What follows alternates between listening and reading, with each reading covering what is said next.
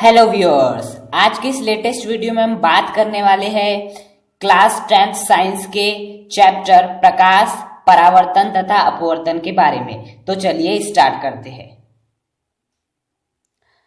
आज हम डिस्कस करने वाले हैं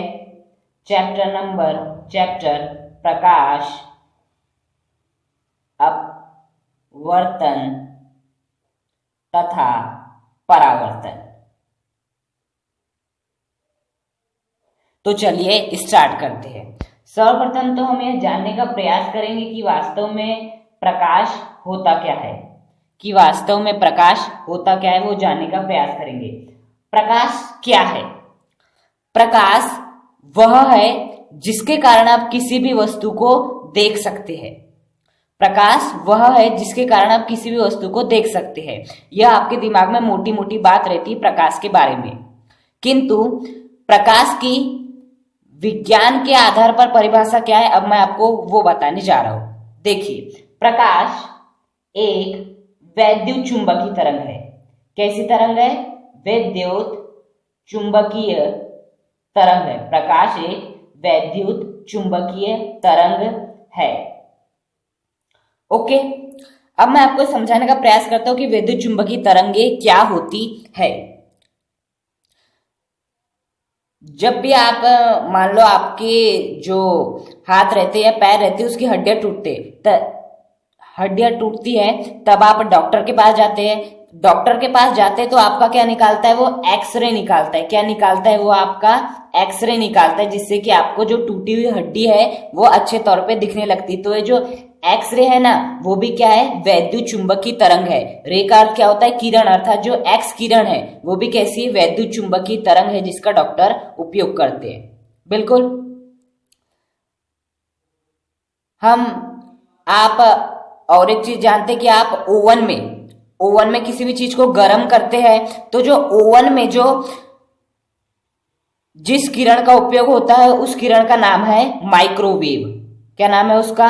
माइक्रोवेव। तो माइक्रोवेव भी कैसी है? वैद्युत चुंबकीय तरंग है। बिल्कुल। जब आप रिमोट की कोई बटन दबाते हैं तो उससे भी एक किरण निकलती है, जिसको बोलते हैं इंफ्रारेड। जिसे क्या बोलते हैं? इंफ्रारेड रे। एक्सरे भी वैद्युत चुंबकीय तरंग है, माइक्रोवेव भी वैद्युत चुंबकीय तरंग है, इंफ्रारेड रे भी वैद्युत चुंबकीय तरंग है। आपके रेडियो में रेडियो वेव होती है। आपने विबग्योर अवश्य पढ़ा होगा। विबग्योर अर्थात बैजानी हपी नाला, ये भी कैसी? वैद्युत चुंबकीय तरंग है। रेडियो वेव भी जो रेडियो में होती है विद्युत चुंबकीय तरंग है। इंफ्रारेड रे भी वैद्युत चुंबकीय तरंग है। माइक्रोवेव और एक्सरे भी वैद्युत चुंबकीय तरंग है। इसके अतिरिक्त और एक रे होती है गामा रे, ये भी कैसी है? वैद्युत चुंबकीय तरंग है। तो एक्सरे, माइक्रोवेव, इंफ्रारेड रे, रेडियो वेव, विबग्योर, गामा किरण, ये सभी क्या है? वैद्युत चुंबकीय तरंग होती है। वैद्युत चुंबकीय तरंग अपने आसपास आप जितने भी तरंग देखते हैं वे सभी क्या है? वैद्युत चुंबकीय तरंग है। और ये कुछ वैद्युत चुंबकीय तरंगे है। तो प्रकाश वैद्युत चुंबकीय तरंग है। और ये जो आपको जो विबग्योर दिखता है, ये विबग्योर मिलकर क्या बनाता है? आपका श्वेत प्रकाश बनाता है। क्या बनाता है? श्वेत प्रकाश बनाता है। विबग्योर अर्थात वी से वायलेट, आई से इंडिगो, बी से ब्लू, जी से ग्रीन, वाई से येलो, ओ से ऑरेंज और आर से रेड, जिसे आप बैजानी हपी नाला भी बोलते हैं। ये कैसा है? वैद्युत चुंबकीय तरंगे है। ओके, अब इनमें अंतर क्या है? मुख्यतः इनमें अंतर है तरंगदैर्ध्य का। इनमें क्या अंतर है? तरंगदैर्ध्य का। मतलब कि इन सब जो भी है, एक्सरे, माइक्रोवेव, इंफ्रारेड रे, रेडियो वेव, आपके विबग्योर जो आपस में का श्वेत प्रकाश बनाते हैं, और छठा जो है ये गामा किरणें और भी अति विद्युत चुंबकीय तरंगे होती है। इन सब में अंतर काय का होता है? तरंगदैर्ध्य क्या होता है? तरंगदैर्ध्य क्या होता है? यदि ये हमें तरंग बनाए, ये होती है पूरी तरंग, तो यहां से लेके यहां तक की जो भी दूरी है वो क्या कहलाती है? तरंगदैर्ध्य कहलाती है। हालांकि ये आपको समझना उतना महत्वपूर्ण नहीं है जितना कि यह समझना है कि जो वैद्युत चुंबकीय तरंग होती है वो क्या होती है, ये सभी आपने देख लिए। तो प्रकाश का एक वैद्युत चुंबकीय तरंग है जो और प्रकाश कैसे मिलकर बनता है, बैजानी हप्पी नाले, यदि बैंगनी, जामुनी, नीला, हरा, पीला, नारंगी, लाल इन सभी को मिलाते हो तो आपका क्या बनता है, प्रकाश बनता है। और जो श्वेत प्रकाश होता है वैद्युत चुंबकीय तरंगों के अंतर्गत आता है, इसलिए हम बोलते हैं प्रकाश एक वैद्युत चुंबकीय तरंग है। और जो ये जो आपके जो है बैजानी हप्पी नाला, इसमें जो बैगनी रंग की जो तरंग दैर्ध्य होती है वो 3500 एंगस्ट्रॉम होती है। कितनी होती है, 3500 एंगस्ट्रॉम। और जो लास्ट रंग है आपका लाल, उसकी जो तरंग दैर्ध्य होती है वो होती है 7500 एंगस्ट्रॉम।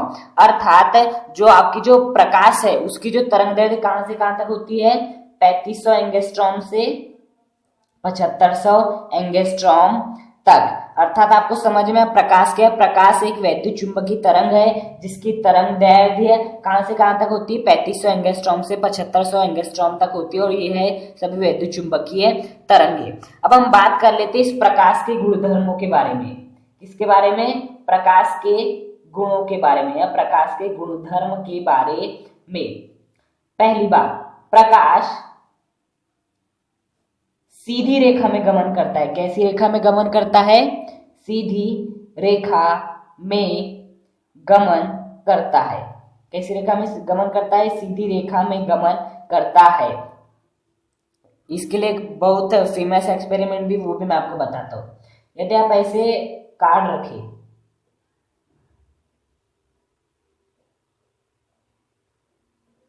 यदि ऐसा कार्ड रखें और यहां पर एक मोमबत्ती जल रही है, मान लेते हैं यहाँ एक मोमबत्ती जल रही है। अब यदि आप वो यहां पर बिल्कुल आप वो, ये आपकी आंख है और यदि आपको इस मोमबत्ती के प्रकाश को देखना है तो आपको यहाँ क्या करने पड़ेंगे, छिद्र करने पड़ेंगे। यहाँ करने पड़ेंगे छिद्र, और वो छिद्र इस प्रकार से होना चाहिए कि वो एकदम कैसे हो, एक सीध में हो। एक कैसे हो, सीध में हो, तभी आप इस मोमबत्ती के प्रकाश को देख सकते हैं। अर्थात यहाँ से स्पष्ट है कि प्रकाश कैसे करता है, एक सीधी रेखा में गमन करता है। दूसरा, अब मैं आपसे एक प्रश्न पूछना चाहता हूं, क्या प्रकाश को चलने के लिए माध्यम की आवश्यकता होती है? क्या प्रकाश को चलने के लिए माध्यम की आवश्यकता होती है? सोचिए। तो चलिए स्टार्ट करते हैं। देखिए, पहली बात तो माध्यम क्या होता है। माध्यम, माध्यम आपने पढ़े, माध्यम तीन होते हैं, ठोस, द्रव, गैस। ये गैस है आपके माध्यम है। तीन माध्यम होते हैं, ठोस, द्रव, गैस। बिल्कुल, ये सभी माध्यम है। और यदि ठोस, द्रव, गैस इन तीनों में से कुछ भी ना हो तो उसे क्या कहा जाता है, निर्वात कहा जाता है। क्या कहा जाता है, निर्वात। यदि ठोस माध्यम भी ना हो, द्रव माध्यम भी ना हो और गैस माध्यम भी ना हो तो उसे हम क्या कहते हैं, उसे हम निर्वात कहते हो। उसे हम क्या कहते हैं, निर्वात कहते हैं। ओके। अब आप देखिए, यह है सूर्य और ये है पृथ्वी। बताइए, सूर्य और पृथ्वी के मध्य क्या कोई माध्यम है? क्या ठोस माध्यम है?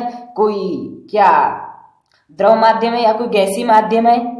नहीं, सूर्य और पृथ्वी के मध्य कोई भी माध्यम नहीं है। अर्थात सूर्य और पृथ्वी कहाँ उपस्थित है, अंतरिक्ष में उपस्थित है। अंतरिक्ष में नहीं गैसेस होती है, ना कोई आपका द्रव्य पदार्थ रहता है और ना ही कोई ठोस पदार्थ रहता है। अर्थात क्या रहता है, वहां निर्वात रहता है, क्योंकि ठोस, द्रव, गैस इन तीनों में से कोई माध्यम नहीं, अर्थात वहां उपस्थित है निर्वात। फिर भी सूर्य से प्रकाश कहां तक पहुंच जाता है, पृथ्वी तक पहुंच जाता है। सूर्य से प्रकाश कहां तक पहुंच जाता है, पृथ्वी तक पहुंच जाता है और दिन और रात होते हैं। इतना आपको मालूम है।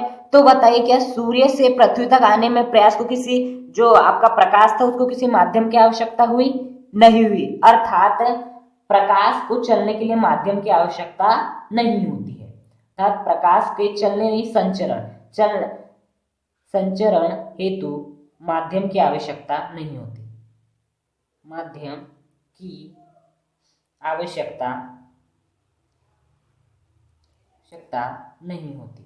बिल्कुल, माध्यम के संचरण, संचरण अर्थात चलना, संचरण अर्थात चलना, ये साइंस की टर्म है जो आपको याद रखनी होगी। अर्थात प्रकाश के संचरण के लिए माध्यम की आवश्यकता नहीं होती, और यदि माध्यम की आवश्यकता होती तो सूर्य से पृथ्वी तक प्रकाश आ ही नहीं पाता, लेकिन माध्यम की आवश्यकता नहीं होती, इसलिए सूर्य से पृथ्वी तक प्रकाश आ जाता है।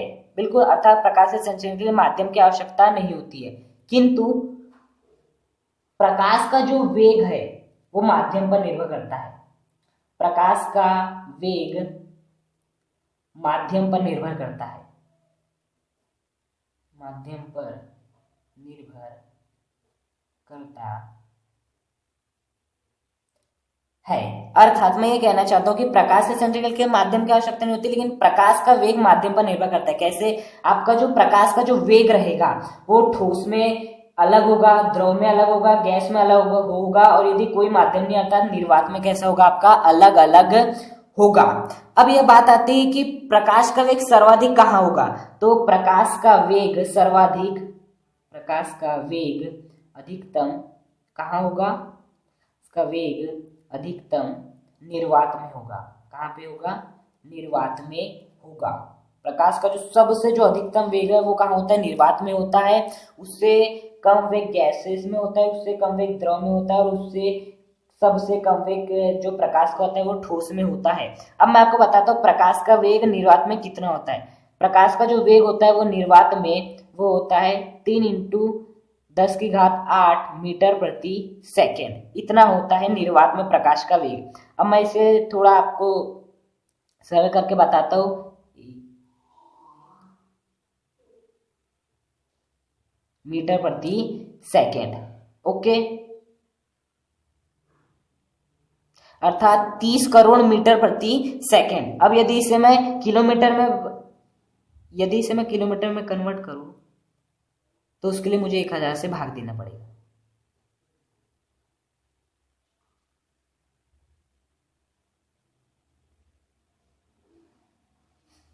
किलोमीटर प्रति सेकेंड, अर्थात देखिए प्रकाश कितना है, ये 3 लाख, अर्थात प्रकाश 3 लाख किलोमीटर 1 सेकेंड में चलता है। कहां पर? निर्वात में। अर्थात निर्वात में प्रकाश का वेग कितना होता है? 3 लाख किलोमीटर प्रति सेकेंड, अर्थात 1 सेकेंड में वो 3 लाख किलोमीटर चल लेता है। अर्थात 1 सेकेंड में वो कितना चल लेता है? 1 सेकेंड में वो 3 लाख किलोमीटर चल लेता है निर्वात में। फिर भी देखिए सूर्य से पृथ्वी तक प्रकाश आने में कितना टाइम लगता है? 8 मिनट 17 सेकेंड का।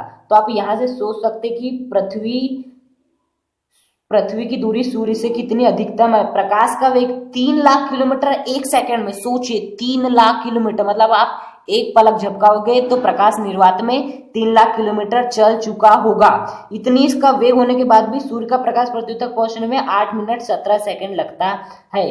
तो आप यहाँ सोच सकते कि सूर्य से पृथ्वी की दूरी कितनी अधिक है। इसे सी से प्रदर्शित करते हैं निर्वात में प्रकाश के वेग को। तो आज के इस वीडियो में हमने स्टार्ट की क्लास 10th साइंस का प्रकाश, अपवर्तन तथा परावर्तन नामक चैप्टर हमने आज सीखे कि प्रकाश क्या है, प्रकाश के गुणधर्म सीखे। अगले वीडियो में हम बात करेंगे परावर्तन तथा अपवर्तन के बारे में। Thank you.